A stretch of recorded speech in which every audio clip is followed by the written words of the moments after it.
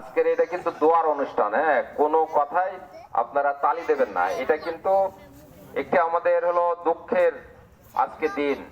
এই দুঃখ থেকে যদি আমরা মুক্তি পাই তাহলে অবশ্যই আপনারা এই এখানে অনুষ্ঠান করব, আপনারা সেই অনুষ্ঠানে তালি দেবেন। ঠিক আছে তো?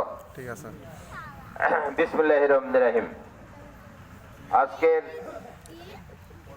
বুড়িফুতা ইউনিয়নের 4 নম্বর ওয়ার্ডের আজকের এই দোয়ার অনুষ্ঠান বেগম খালেদা জিয়ার, আমাদের 3 বারের প্রধানমন্ত্রী, আমাদের মা, আমাদের সকল বাংলাদেশ সকল মানুষের একজন প্রিয় ব্যক্তিত্ব বেগম খালেদা জিয়া, তার সুস্থতা কামনায় আমরা আজকের এই দোয়ার অনুষ্ঠান আয়োজন করেছে বুড়িফুতা ইউনিয়নের 4 নম্বর ওয়ার্ডের নেতৃবৃন্দ। আজকের এই অনুষ্ঠানে সভাপতিত্ব করছেন 4 নম্বর ওয়ার্ডের সাধারণ সম্পাদক খোকন ভাই।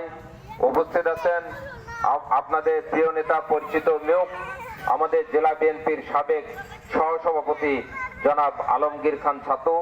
উপস্থিত আছেন আমাদের পৌরসভার নবনির্বাচিত সাধারণ সম্পাদক এহানুদ্দিন মানা। উপস্থিত আছেন বুড়িফুতা ইউনিয়নের সভাপতি নাসির ভাই।